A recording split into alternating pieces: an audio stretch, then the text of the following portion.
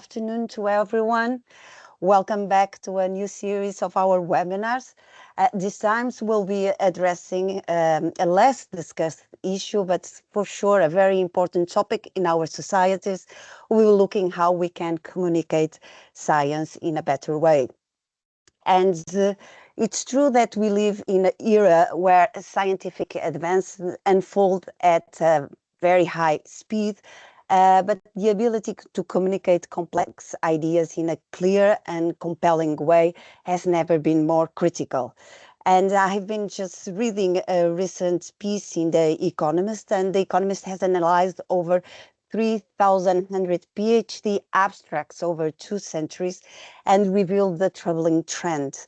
Academic writing has grown increasingly opaque, which means that we are widening the gap between researchers and the publics that they aim to serve. And this disconnect underscores the urgency of rethinking how we share knowledge and how we ensure it reaches and resonates with those who need it most, from farmers and policymakers to educators and youth.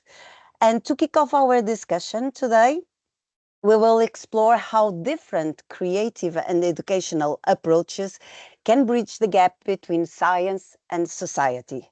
First, we will start by the PowerPoint. First, we will start by examining the powerful role of arts in science communication, demonstrating how artistic mediums like visual arts, performance, storytelling can make complex scientific ideas more accessible, emotionally resonant, and engaging of diverse audiences. Next, we'll discuss how advances in agriculture science can be translated into compelling online content, and online content specifically designed to inspire and motivate younger generations to consider careers in farming, ensuring that the scientific progress is relevant and empowering the choices of the next wave of practitioners and innovators. And finally, we had prepared for you, not sure if this is going to be possible, but we would like to have a look at children's literature as a foundation for scientific engagement, how through narratives and illustration we can foster curiosity, science literacy, and positive attitudes towards science from an early age. You might remember me. I am Claudia Costa. I'm the Academy Director at Food for Sustainability, a partner at GROW Workshops, which is an EIT food project to elevate knowledge among scientists and practitioners to make sure that we build relevant changes through innovation. And let me introduce you our 3 visionary speakers, redefining science communications. We have the pleasure to have with us Carlo Ferretti. He's the head of research and innovation at MaterahHub. And Carlo merges science with culture, leveraging arts and creative industries to democratize knowledge. And Carlo's work on EU projects like Impact Tour and DROP demonstrate how co-governance and storytelling can transform technical data into actionable strategies for communities. Next, we have the pleasure to have Ilkay-Gailhard. She's a research associate at the Leibniz Institute, has a Marie Curie Fellow. Ilkay focuses on empowering rural youth through digital tools. Her Young Farmers Project tackles generation renewal in agriculture by reimagining science communication for tech-savvy audiences, providing that online platforms can indeed revive interest in farming careers. We're not sure if we'll be able to have Noelia with us, but Noelia works for Technical University of Munich, and she pioneers science engagement for the youngest audience. And what she does, she crafts children's literature rooted in soil science, such as a work on carbon stabilization and sustainable land use. And by doing this, she plants seeds of curiosity very early, fostering lifelong connections to environmental stewardship. So all together, we will explore innovative strategies to make science accessible, actionable, and inspiring. So I hope you enjoyed what you have prepared for you. And just before we turn to our slide, just a very short note to remind you that we are almost approaching our great program for this summer. So again, if you want to join this regenerative movement of trying to build a better planet, we have prepared for you a summer camp, which starts at end of June for 2 weeks online. Well, we'll be discuss a lot of issues, and we'll try to ensure that it's very clear the connection between healthy diets and the way we produce food. And then we invite you to join us in Penha Garcia for a hands-on experience in a exquisite territory that's UNESCO awarded. That I truly invite you to come and visit either with us or on your own leisure. It's really amazing. And after this short introduction, I believe that the team has prepared a couple of questions so we can start warming up for our topic. As we always do, we have Slidos, so if you could just scan the QR code or just use a browser, your PC, and answer, and let's see what we have here today as a starting point for this very interesting topic about communicating science for the agri-food sector. Okay, slido.com. In the hashtag box, you have this code F4S Academy, and you can just access the Slido. Oh, I can see the Slido is on. Thank you, Rita or Soraya, for this. First question: what is the trend that we have been assisting in terms of the average age of farmers, both America and Europe? So do you feel that it is decreasing? It remains barely the same in the last few years. It's rising, or is it still mostly under 35-year-olds that we have witnessing in the last years? I think we wish it would be a good sign if it was mostly under 35 years old. We know that here in Portugal, young farmers now they reach the age of 40. So and you say that it's rising, and you're absolutely right. Both the US and Europe, the average age of farmers is still rising. In the US, currently, the average age of farmers is 58.1 years old. And in Europe, currently, it stands at 57 years old. And only less than 6% of all farms are run by people under 35. So this really shows that we need to start engaging with younger audiences, and we still need to motivate, because we need people to produce food, and we need to ensure that we are still able to do it in the right way. So thank you for taking part. Can move to the next question. And the question is, do you know why it's hard for young people to learn how to farm? So farming has very particular aspects to it. It's very context dependent. But again, here it raises also an important question. Is it because farms are fully automated? So is it a question of automation and digitalization? Is it a question of few formal ways to pass on farming knowledge? Is it because farming schools are expensive, or is it because government rules prevent young people from accessing to farms?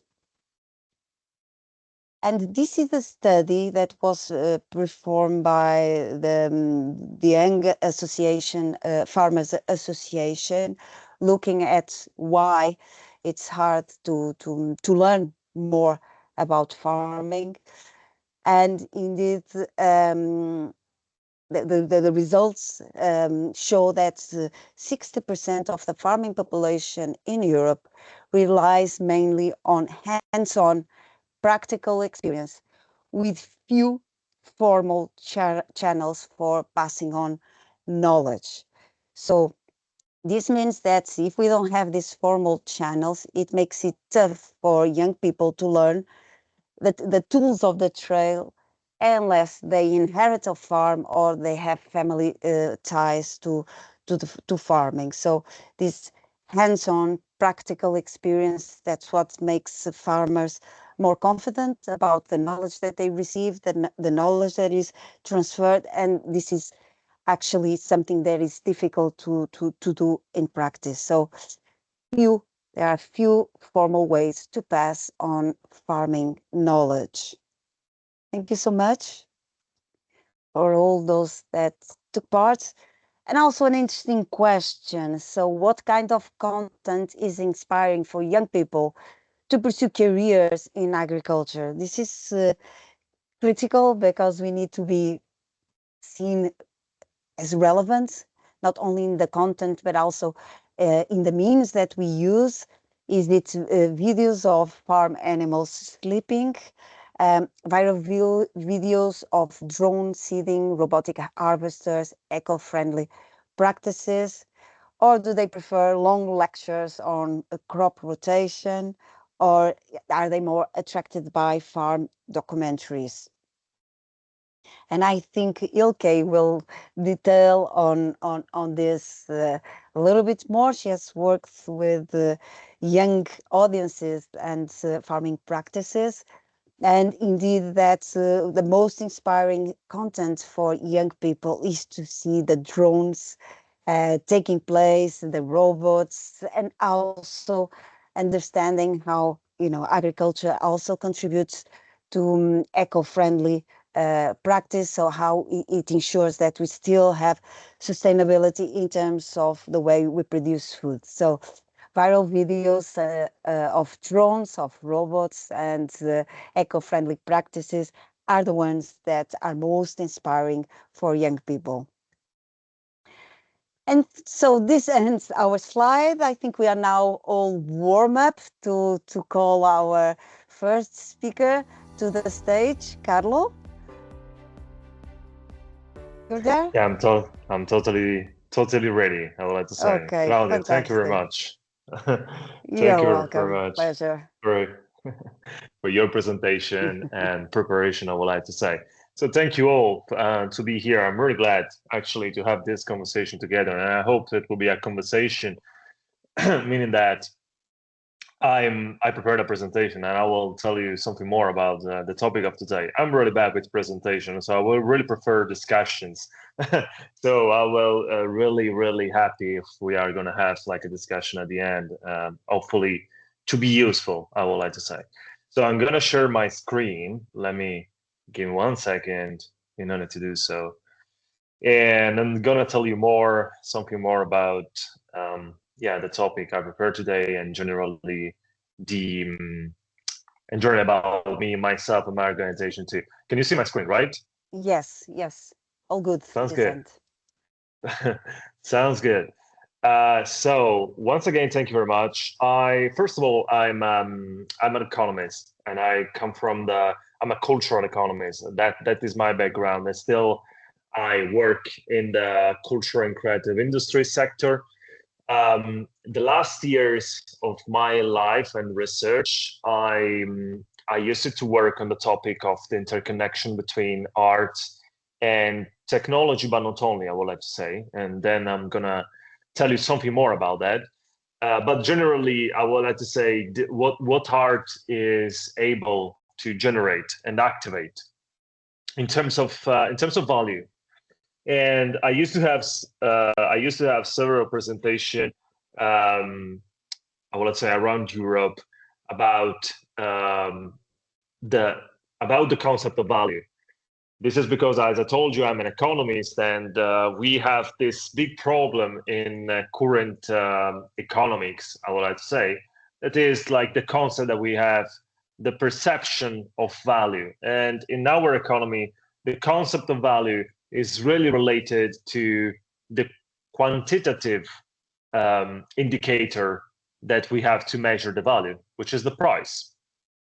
And if everything is connected with price, you understand that start to be a quite massive, huge problem, something that cannot be priced.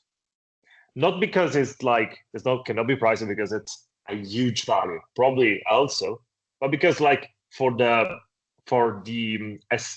essence, I would like to say, itself cannot be priced, because price is not a valuable indicator sometimes, as in the case of arts and culture.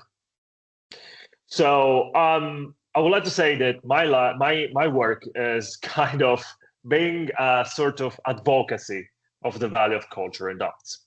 And the best way for me for do it is like making in relation to other realm of analysis, of research, like science, like technology, like urban development, and so on. But we will arrive to that. So I used to work with an organization, and I'm here representing an organization which is MaterahHub.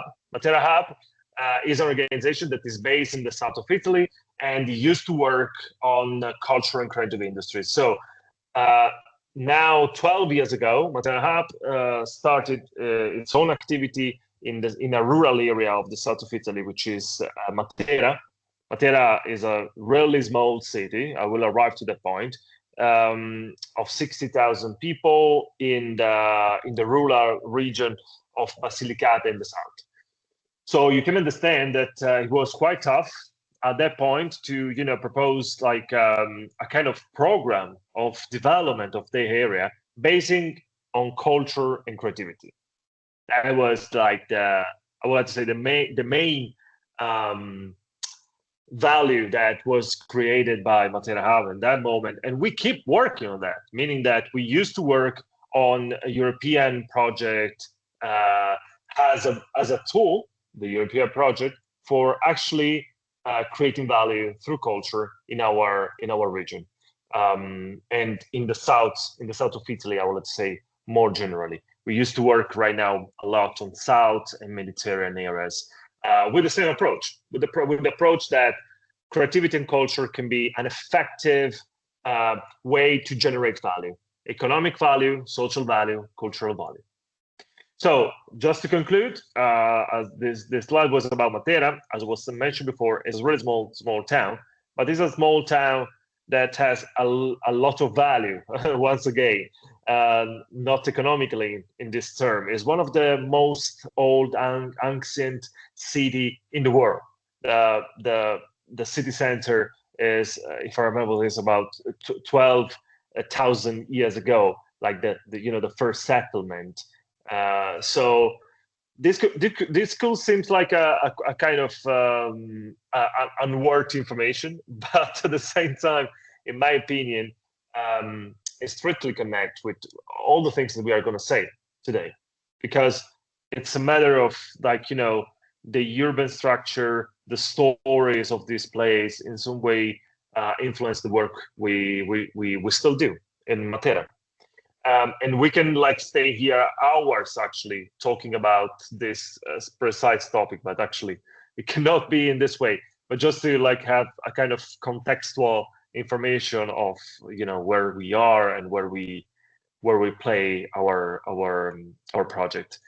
So this is just really a small brief.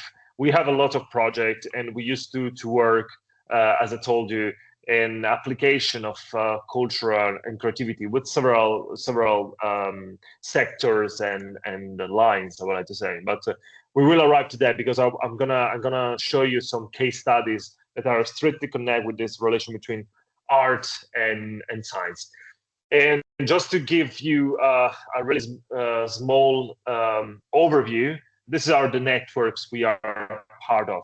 And as you can see, there are some networks that is connected to the specific topic, as the All Digital, which is the network about like digital competences. Trans-Europal is the network about urban regeneration, cultural led places, meaning that those places that were abandoned were regenerated, and were regenerated through culture. Time Machine is an organization that is investigating how to preserve and valorize cultural heritage through digital technologies, mostly 3D technologies, but not only.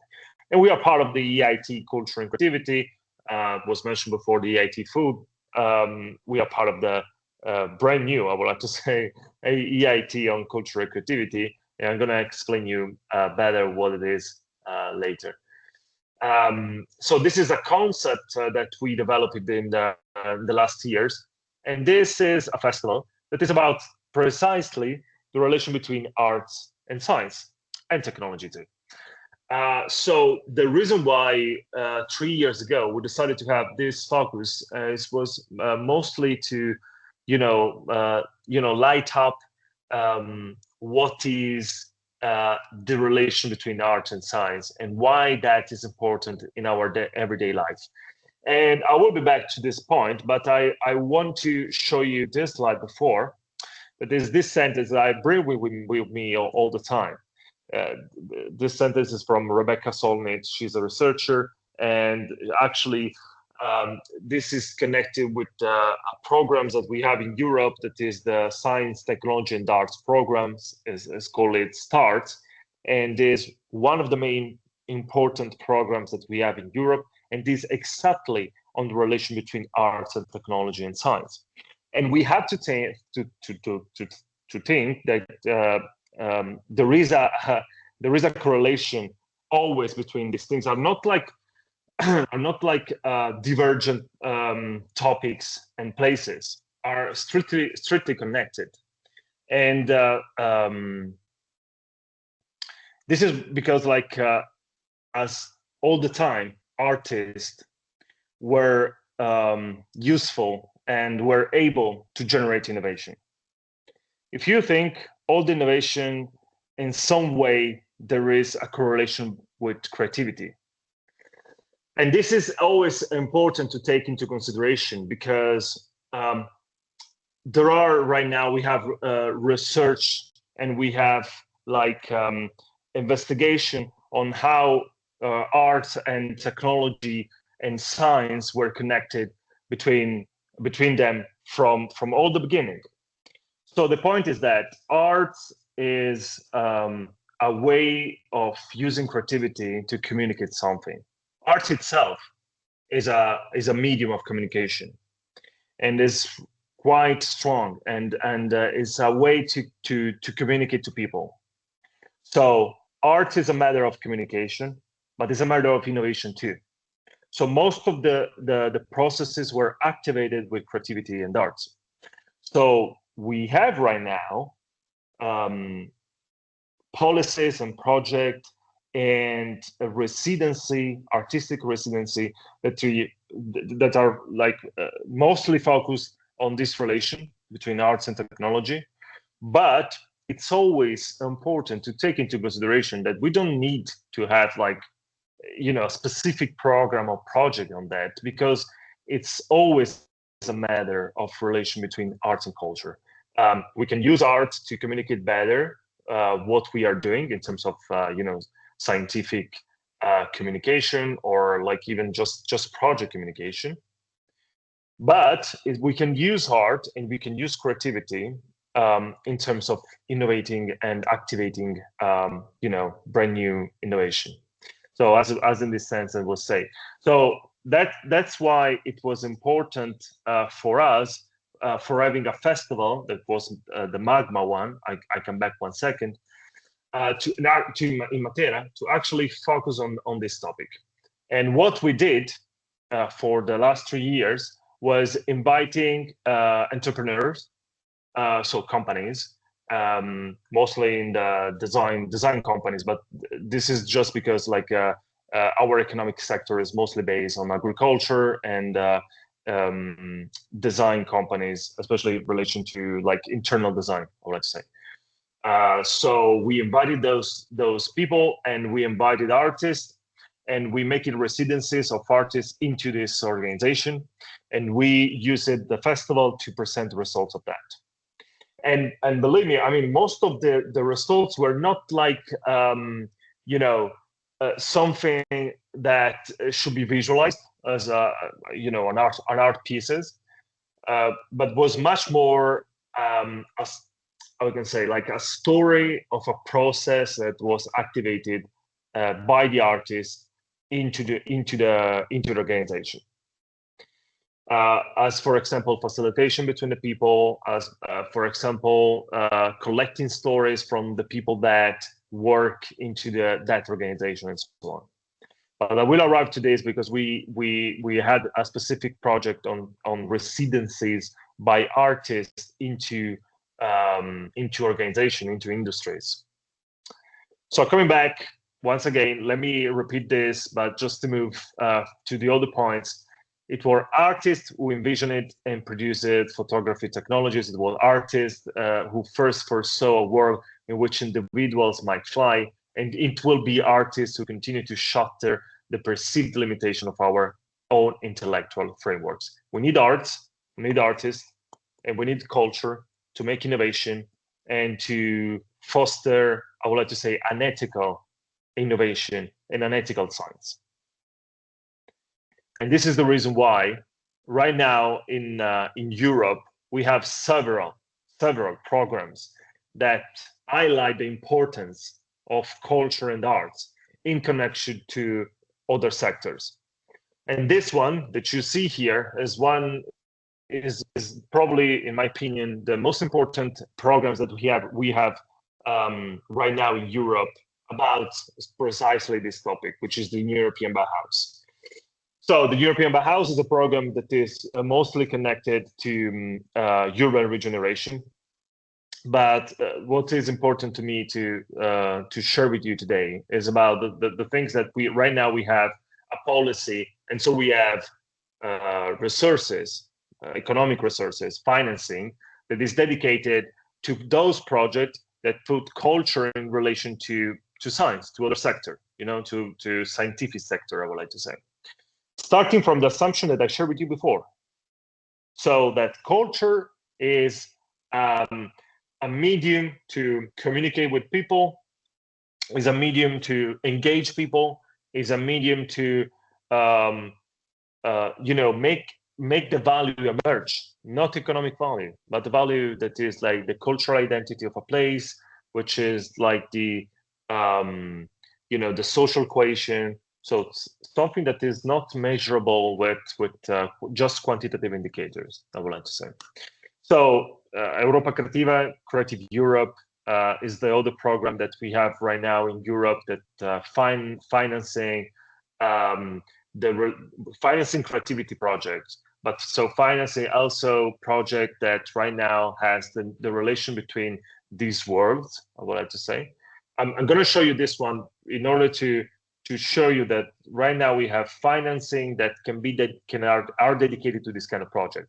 So this is important for us, but can be important for every organization because every one of you can access to this financing and propose project on these topics. So on the relation between arts and science, as the ones that I'm going to show you at the end.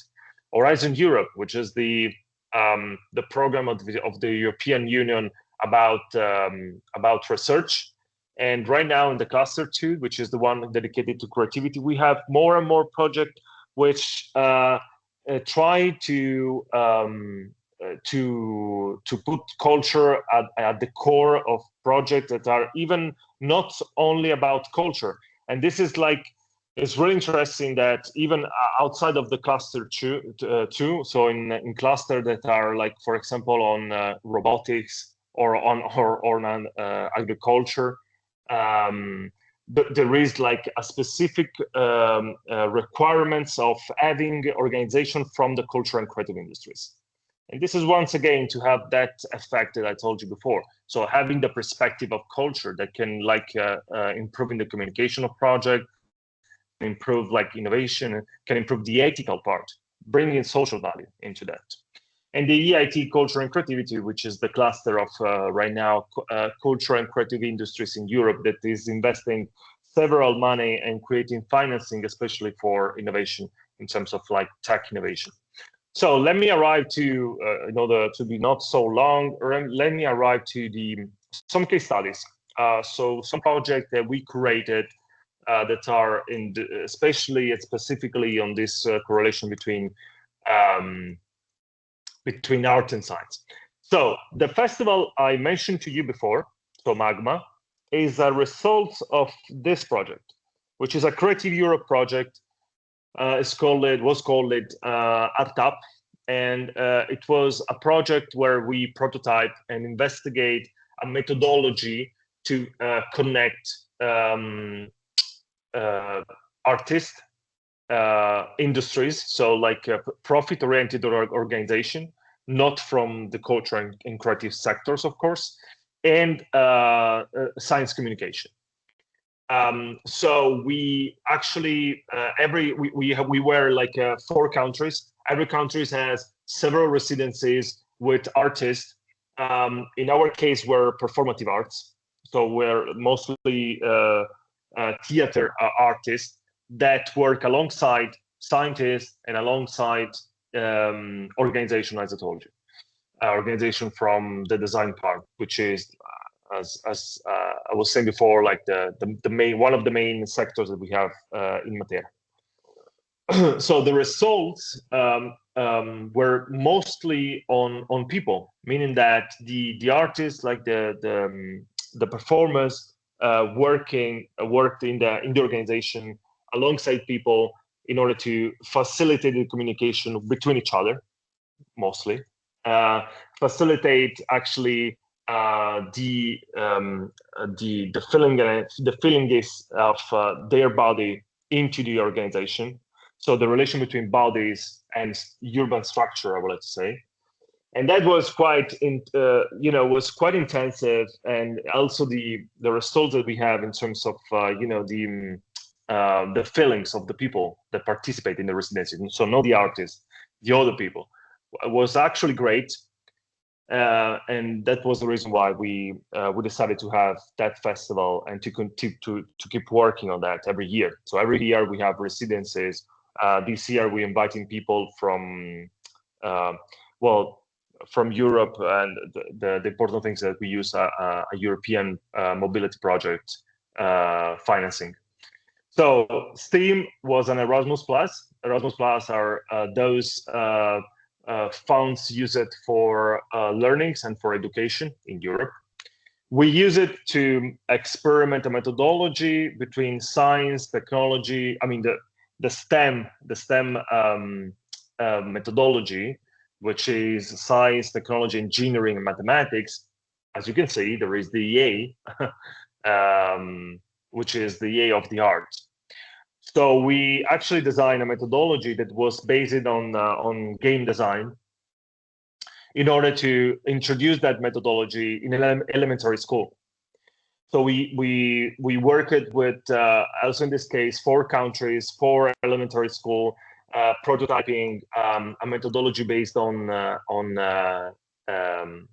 gaming with small kids, and we did it mostly with the reason of let understanding to children the value of arts.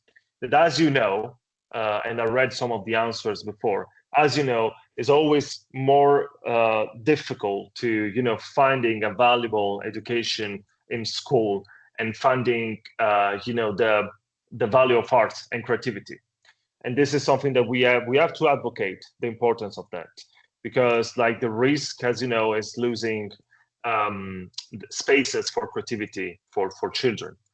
So I'm going to conclude. I know that probably I'm going to be quite long, just to give you an overview about two other projects, and then we can have a conversation on that. One is DROP, is an Horizon Europe. In this case, we work it, as was saying at the beginning, we worked on a methodology of governance in neighborhoods of small town like 10,000 inhabitants. Like the core investigation were done in Ermua, which is in close to Bilbao, is a rural area. Another one is Elva in Estonia, which is 3,000 people. So we work it with this methodology of governance into this small town, and the main goal was like how we can create spaces for voting, so for responsibilities, for civic responsibility, political responsibility, and then so economic resources that you can move to people directly, and giving the people the power to vote and to decide and to propose projects about their own neighborhood directly. And you know what? In order to do so, once again, we make it through culture and arts, because the methodology was based on the ability of cultural and creative organization to make the intermediation between public administration and people. And this is because like this kind of organization are able to, activated social value processes. Right now, the project is going to conclude, and all the methodology is actually accessible, and you can find everything on the website of MaterahHub. And I'm going to share with you the QR code. But just to conclude, this is the last project I would like to present. Is Generativa, is a project where we are investigating. We are creating an academy for artificial intelligence for artists and for creative people, in order to habilitate them, in order to use those competences and use them for communicating their own value. So this is like more, is not really specifically or arts and science, but it's more like how we can empower with technology this kind of organization and people, in order to also impact in better the quality of their communication and the value of communication. So here the QR code of our organization. You can really find a lot of projects there. If you go on if you just go on the project side of the website, you can find the list of projects. There are even more on the specifically relation between science and arts. But generally, I want to conclude this conversation really on the importance that for us at least has the arts and culture. So we try to advocate and we try to use methodology that are taken from creativity and are taken from artistic production in order to move into other sectors. And right now, this is valuable for the European Union too, that is moving a lot of financing and funds on that. So there is space for design project that goes in that direction. And I'm going to conclude right now. And thank you very much. Thank you, Carlo, for the attention. Very interesting presentation on the work that MaterahHub is doing. I invite our participants also to use the chat if you want to discuss things more in detail with Carlo. But I will start with your end part, and you clearly advocate that art is, I would dare to say, the best way to communicate. Can you tell us, why do you think art is such an effective way of communication? And can you give us an example of some message that went across through art that you were finding it difficult without art? Yeah, that's true.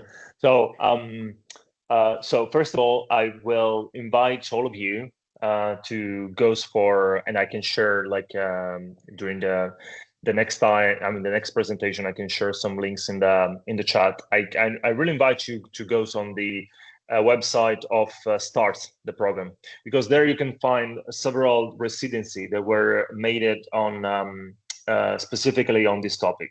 And there is a prize every year that about artists that experiment a way to communicate actually scientific, output. And there is one that I'm thinking right now, and I have in mind that I studied last year for my podcast and research.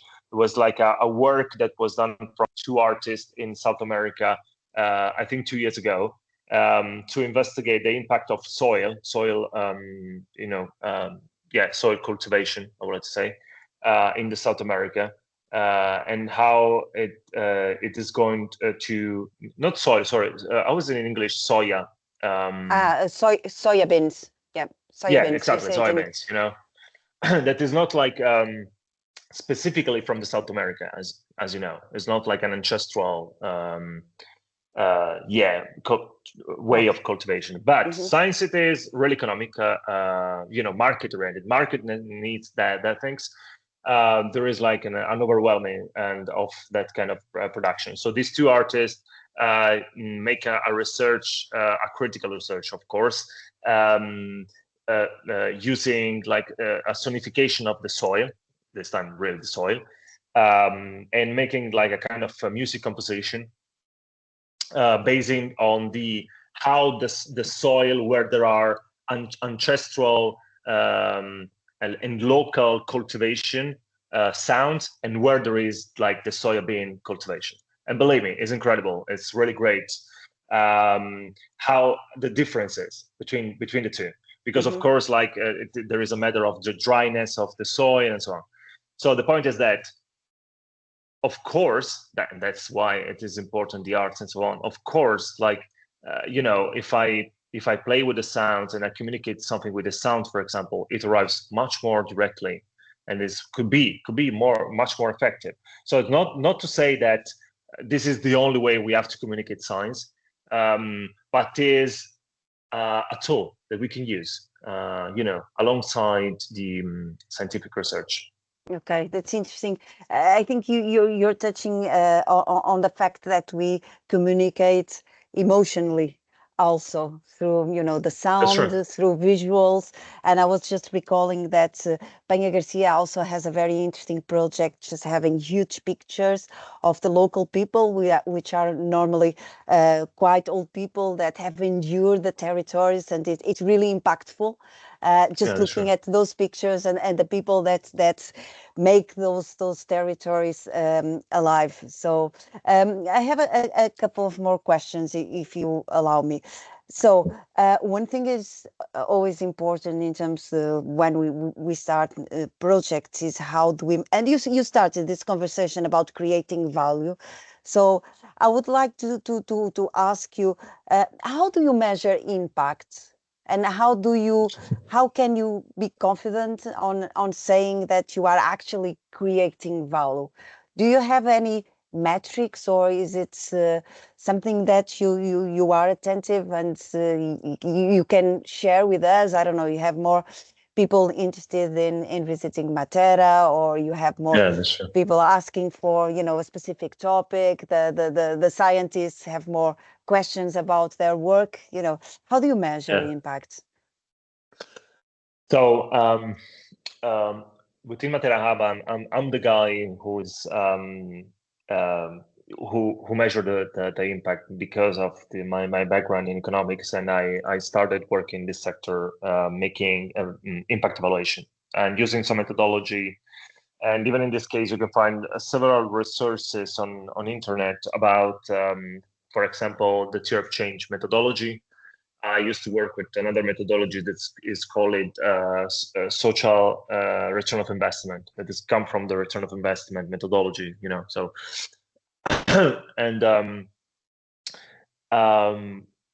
so the design of the outcomes and the indicators is really tailor-made, I would like to say. It really depends on the project.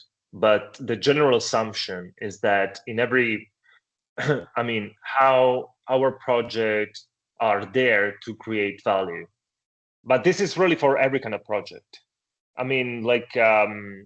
Each kind of project has a value that we would like to achieve, and is the purpose, and is not something that you quantify just with, economic indicators like the price, for example, So we used it to work, for example, on a project in Matera, which was one of the European Capital of Culture project. We used to work a lot on the intergenerational communication about people that was living in Matera.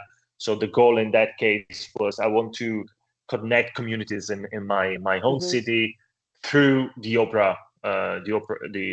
Operas and opera art. Yeah, exactly. Performative art, opera. So there were different goals. So one goal was I would like to increase the knowledge about the opera, because in Matera there is no opera theater, so no one knows actually something about that. And for them was really important this one, but was important also to, as I was saying, connecting communities. And so we created specific indicators that, we can even talk about that if you want, but it's really, I would say, technical. But the point is that we used some indicators to evaluate how long, like, the people perceived that there was this intergenerational communication. Sometimes with easy indicators, sometimes with some more, I would say, complex indicators, because we're qualitative, much more qualitative indicators. Interesting. I think that we have a lot of people in the audience that would like to, also have arts assisting, the science that they do. Do you have? Is it possible to scale up some of those projects? For example, you mentioned the soybean project. Is it possible to take that piece of art and could I request, for example, that piece of art to one of my events to teach, to engage, to inspire, or how does it work? I think it's totally scalable, because it's a matter of processes. I mean, like, once again, when I was saying to advocate the value of art, it is because, like, we don't tend to we don't have to think about art just for just as a final output, a piece of art, for example, or a movie or something like that. It's also process, meaning that if you can see, like, artist has specific processes to arrive to that point. So that point, which is usually is an art piece, can be also others. Can be as, for example, a scientific communication. So what is important is the process, and what is important is to actually making multidisciplinary teams where you have also artists that can bring you, like, another perspective. So this is totally scalable, which because it's a matter of processes, and I can take that processes and goes in another context and with another topic and so on. So that's why it's easy for us, because we take the methodology and we apply it to several things and several times, but it's quite the same. Quite similar, I would like to say. Fantastic. So if you are interested in using arts as a process within your research institution, so feel free to contact Carlo. I think Carlo has been working for a long time in these methodologies. I am sure great things. Carlo, you have a question already in the chat for your assistance. And if you excuse me, I will now turn to the digital technologies and the digital online content to motivate younger audiences to the primary sector. İlkay, thank you so much for being here. We are ready whenever you are. Yeah, thank you. Let me share my slides with you.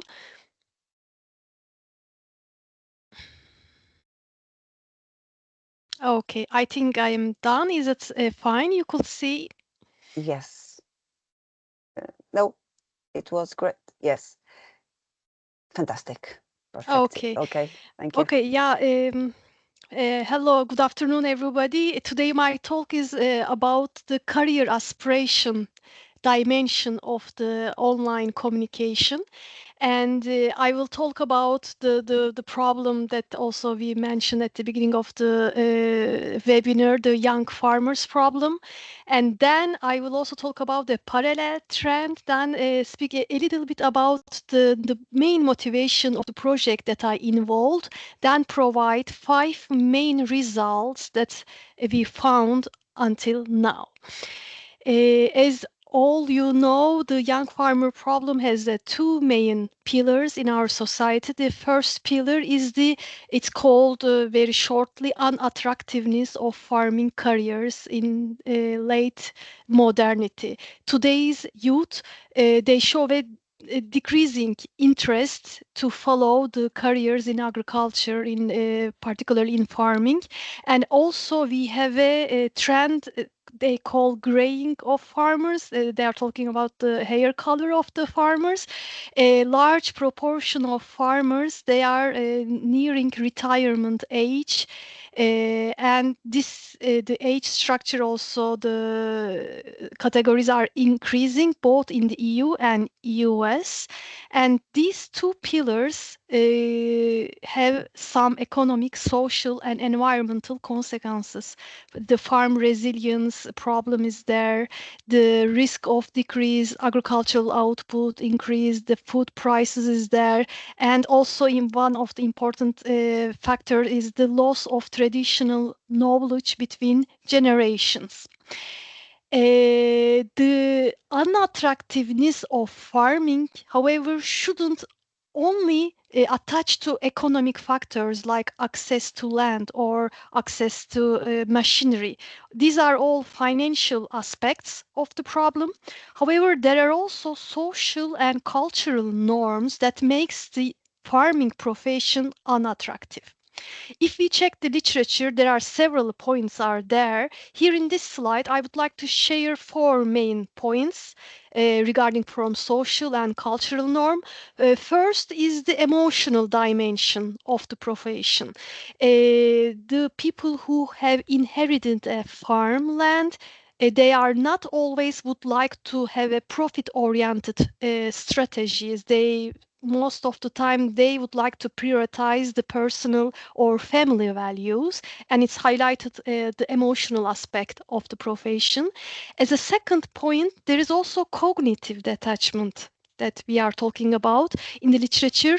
For example, if you are a children of the farmer, if you raised in a farming family with an uncertainty regarding who will have the farm, how the farm transfer will happen.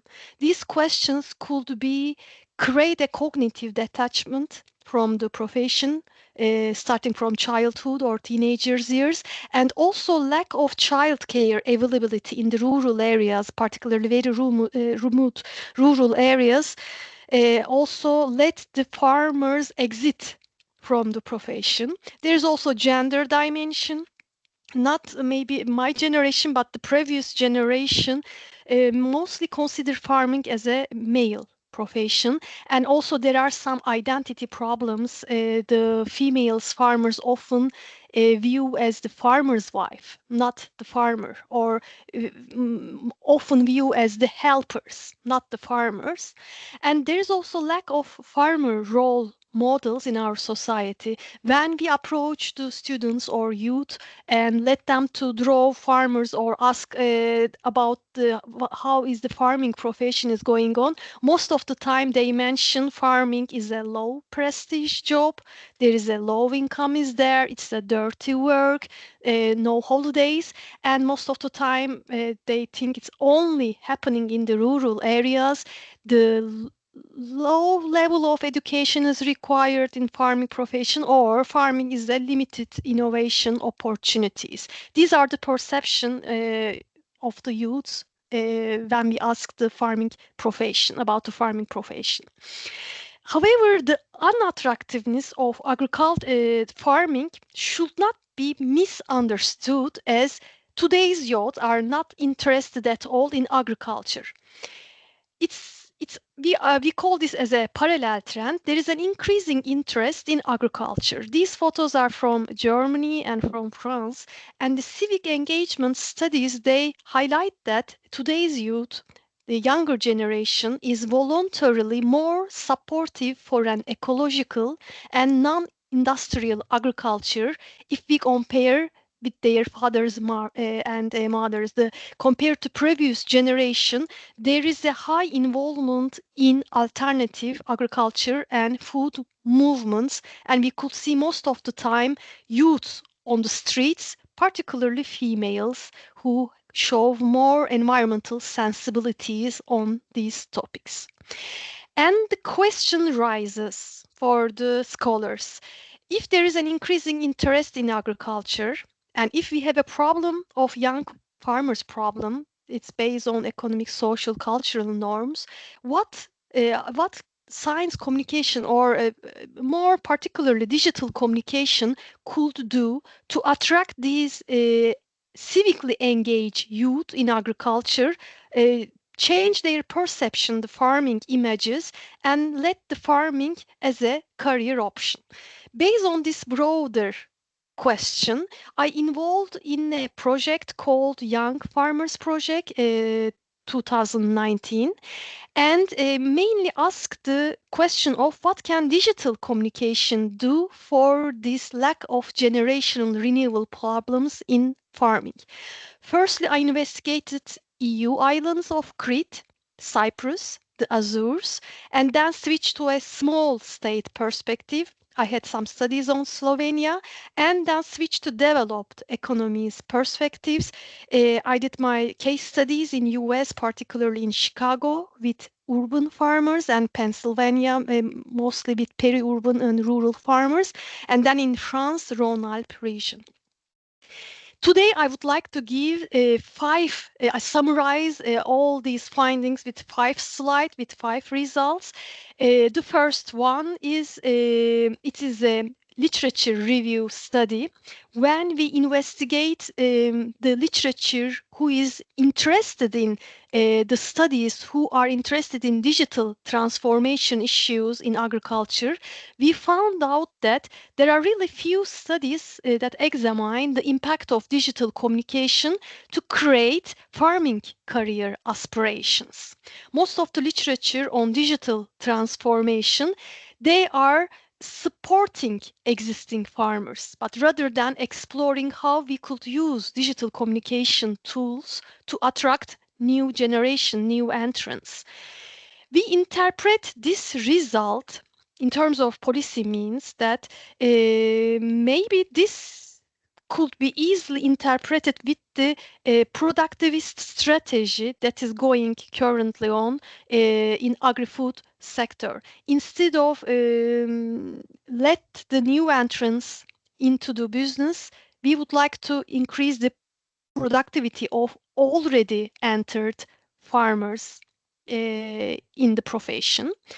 Here in the second slide, I will share another results from a study that we investigate the question of which actors are more successful. Are informal actors or formal actors are more successful in social media to create career aspiration or minimum to talking about farming careers, and we found out that if we consider formal actors like school-based social media accounts or community-based social media accounts, if we compare them the informally organized social media accounts like personal blogs, we found out that a majority of the farmers that we talked highlighted that informal actors using social media and create more successful career aspiration.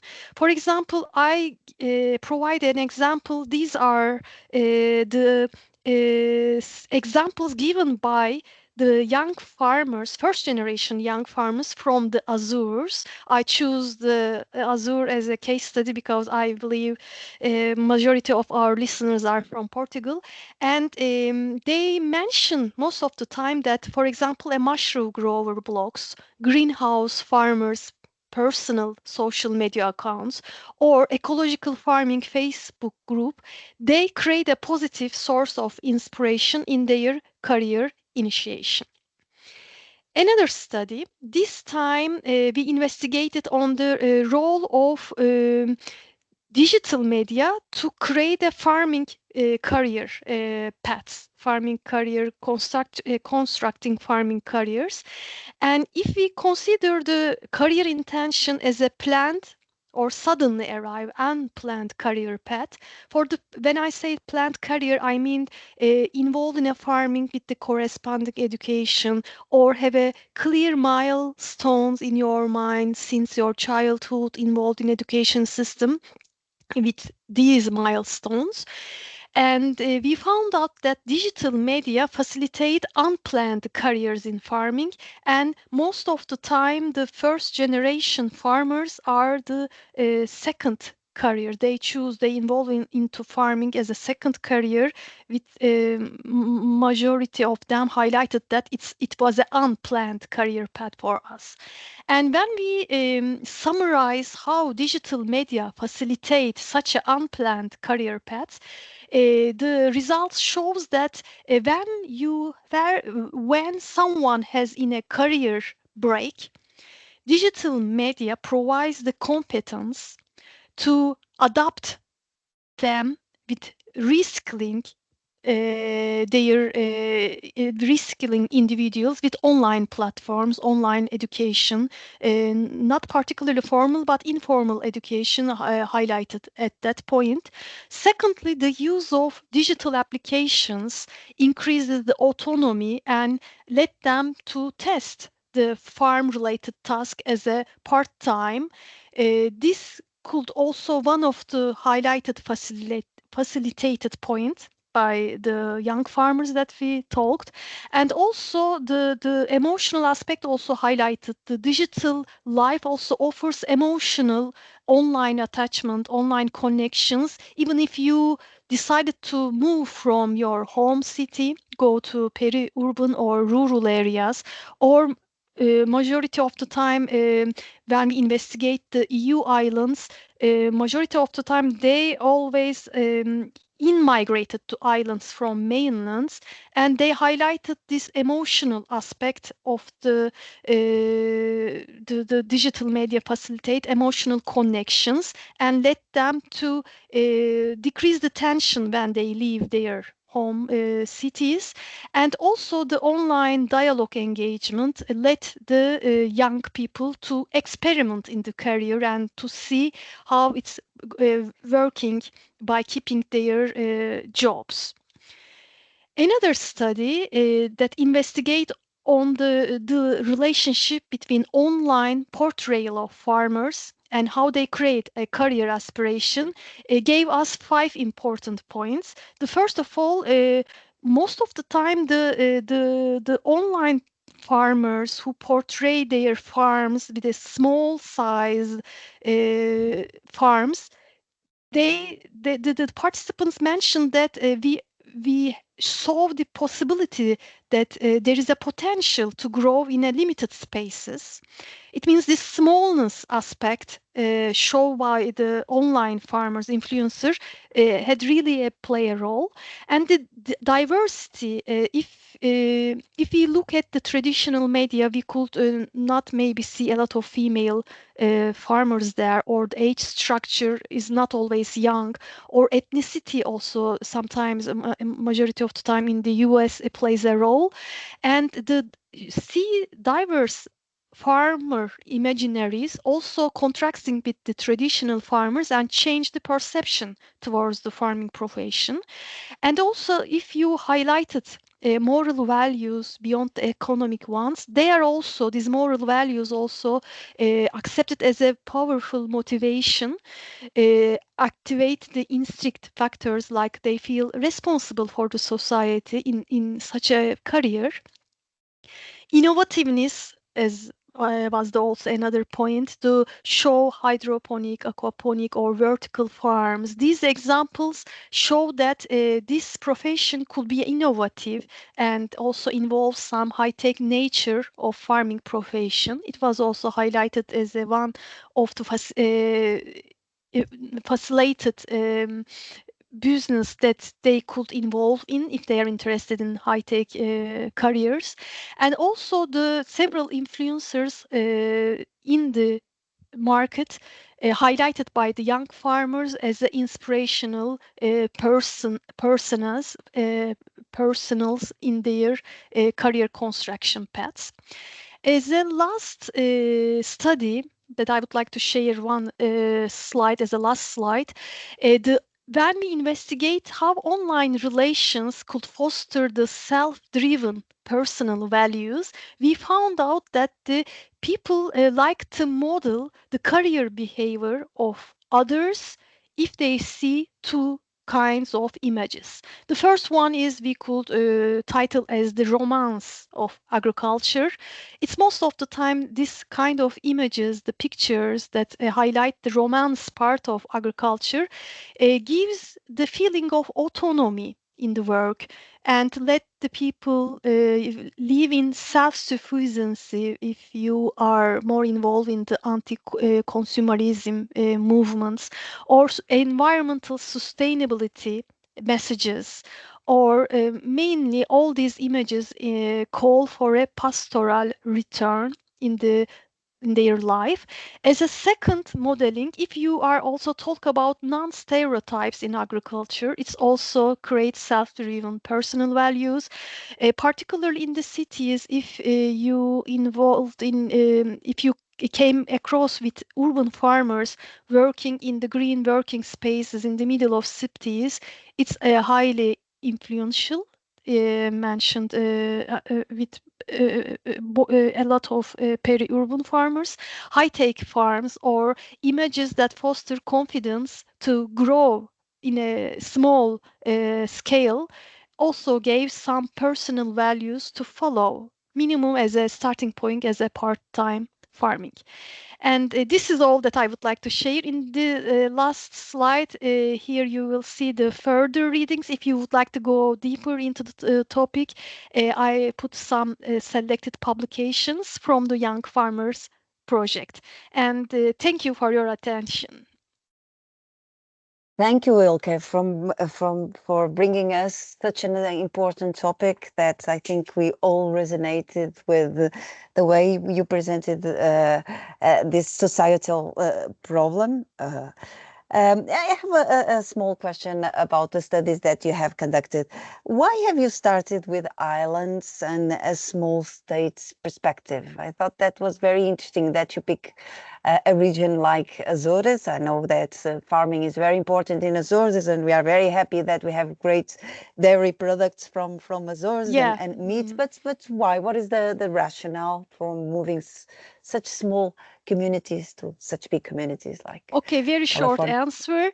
In the island studies literature, there is very nice sentences. I answer the question in such a way. Islands most of the time consider as laboratories.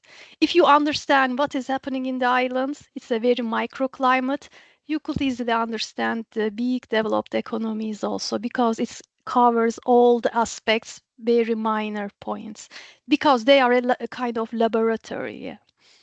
Okay, so it's easier to understand all the linkages and all the interrelationships because it's you could smaller, consider, more yeah, in contained. such a way, yeah. Okay, so we are facing here an issue which it's about mentalities, and it's about how the entire society looks at farmers and how this job is perceived. An interesting finding that you posted was about the informal and formal actors, and showing that informal actors are much more persuasive in terms of passing a new message across. Do you think this relates to the farming profession itself? It says that it's very difficult to build trust with farmers. So these more formal channels like schools or more rigid community structures, are they more difficult to build this trust, or why do you think they would prefer informal actors? Okay, for me, it's not the trust factor. It's resonate with the how you disseminate your message. It means it's resonate with is it boring or not. When they say following universities' social media accounts, it's boring. But if you follow some persons who has, of course, you should have a charisma, you should have a nice communication skills. They are more inspiring. It means here also plays a role, this artistic capacity plays a role there, because of the formal institutions should need to follow some prestige. They cannot experiment on their social media accounts. That's why it's decreased their attractiveness. Okay. Interesting. And also, I think there are some studies, the personals, the influencer, they are using in a more attractive way the social media accounts. Yeah, this is also the story of social media account using. Its story started with the informal actors is doing that better than formal actors. Okay, that makes sense. Thanks for the clarification. I don't know if this is a generation gap, but you also mentioned how digital tools are at the service of inspiring younger generations. You mentioned the emotional connection. You mentioned that they might feel inspired. Can you elaborate on this? So where is the hands-on, There. practice, and how can this be replaced by digital technologies? What is the angle here? It's probably me, because I'm from a different generation. But how can the digital be so engaging in such an activity that is so hands-on and so practical? Yeah, I see your point. It's not easy to digest when I say emotional part is there, but the story is here. When I approach young people who immigrate to islands, stop, for example, there was one lady was living in Washington. She was in a business, in a nice business, but she really would like to involve in a farming and choose to live in small islands in Greece, or other, for example, from the Azores. The people who I talked as a first generation farmers, they really left their jobs in the mainland, in Portugal or the Nordic countries. They accept to live in a small islands.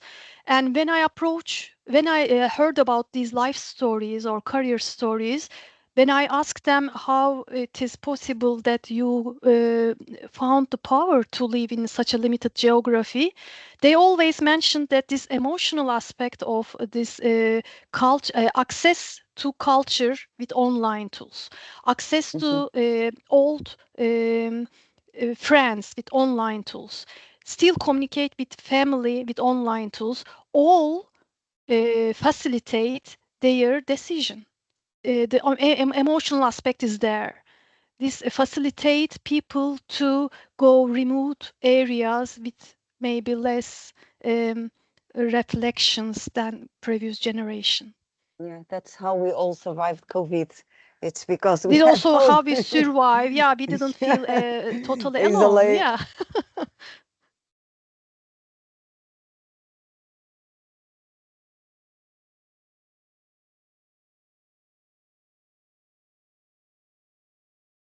Okay, Claudia, I could not hear you. Yeah, I think we lost Claudia Okay, for she a had a weak little. connection. Okay. I'm Right back. now, Here. yeah, Sorry. you are back. Sorry, it was something strange. No, I was just commenting that Agnieszka referred that on social media, people also show things that don't work. And I think it's also a good point. And these might encourage others to follow and experiment. And well, at least in business, we don't tend to showcase failures, and this is something important, showing case failures and how we go around them, and that this might be, and I guess this also relates to trust. That's okay. And Carlo, I've noted that we have a lot of people from academia here, or at least several.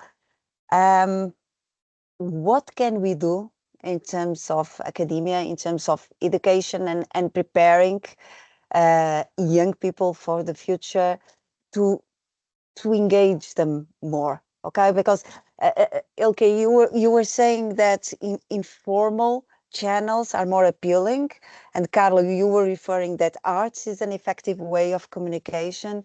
But the truth is that we spend a lot of time in school, in universities, and parts of the way that we transfer knowledge and the way we inspire others and the way we influence others to choose their career paths goes through this more formal channels. So what insights could academics take from the work that you have done to ensure that we communicate particular science, or we inspire others to pursue careers in different fields? For us, farming is a very important one from the work that you have been developing. Do you want to start, Carlo, or I share my ideas? I can go if you want. Okay, please go ahead. Okay. No, I will be brief. I think there is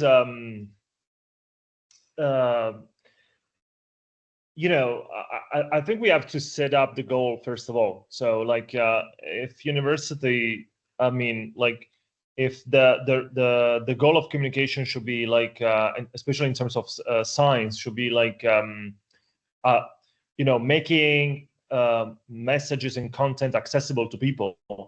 So it's a matter of accessibility. So it's a matter of finding the right way for, you know, finding the balance between like the complexity of some concept from one side into the other, making them as much as possible accessible to all. That should be, I mean, in my opinion, the goal. So it means that probably we need more and more effort on finding those ways. As you know, communication is really broad. So like, I mean, it's a really broad topic. It really depends on your target, and every target has its own language, and you have to find the you know the exact one to arrive to the point. But in general, I think that like science and general university can make much more effort in finding ways to, you know, making things more simple. That is not not easy, I know, but more simple. And sometimes art is not simple and is not accessible. Yeah, and particularly some performative arts. Understand. Yeah, this is true. The things I say, this is true for science, but this is true also for artists. The same way. And sometimes, I mean, the role of making things simple is not by the artist itself, but by mediators, by cultural institution, that by curators that you know, intermediate the message, and they sometimes do not make the thing simple. That's the problem. Yeah, it's very much for, you know, a niche that really understands, and also art has the other side, that if you make it too accessible, you end up not having art, but doing some mainstream product that, you know, is then criticized for being too easy to consume.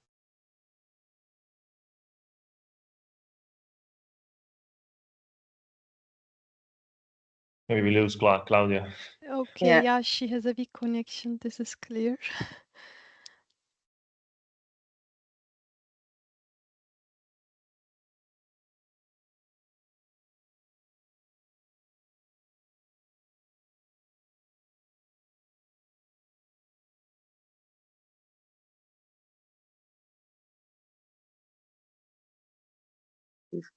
Hello? Hello? Hello? Oh, okay. Okay. No. Yeah, Claudia, you are coming.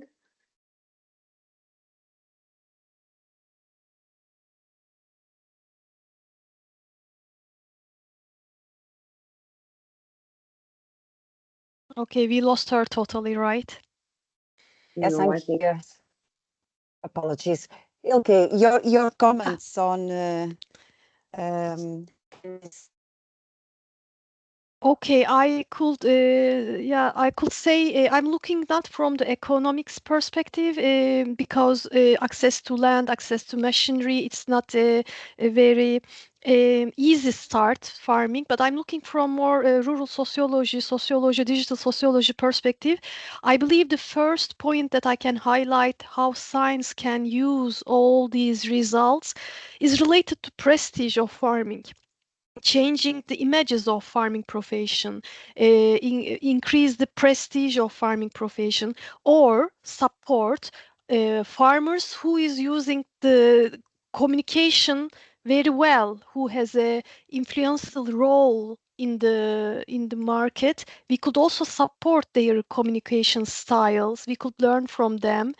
These are the points that I can highlight when looking from my perspective. Okay, good, interesting. Let's see if we can, use some of your advice um, to ensure that we are better at communicating science. Thank you so much for your comments. It's really, really interesting projects. Hopefully, you're going to have some more requests to develop some, to assist others to communicate science. Was really great. I really enjoy hearing your presentations. And I will now turn to our audience. We have prepared a small quiz for you, for those that wish to have a certificate with you. You know that you need to complete these small forms, and this is for us to give you the certificate. I can see that we already have the link also here in the chat, so you can pop in and complete it at your own leisure. You don't need to complete it just right now. And also, while you complete, I'll just take a word to remind you that we will continue next week discussing this topic. We will address food justice through science. Again, is how we communicate with a broader society about the importance of food and ensuring that we have, food security to us all. So it was a pleasure to be here with you today. I hope you have enjoyed our webinar. Special thanks also to Carlo and İlkay for these great presentations, and also to Rita and Soraya for assisting me here with this moderation, and you there for being here with us every Thursday from 4 to 5:30. Thank you so much. We'll join again next week. Thank you.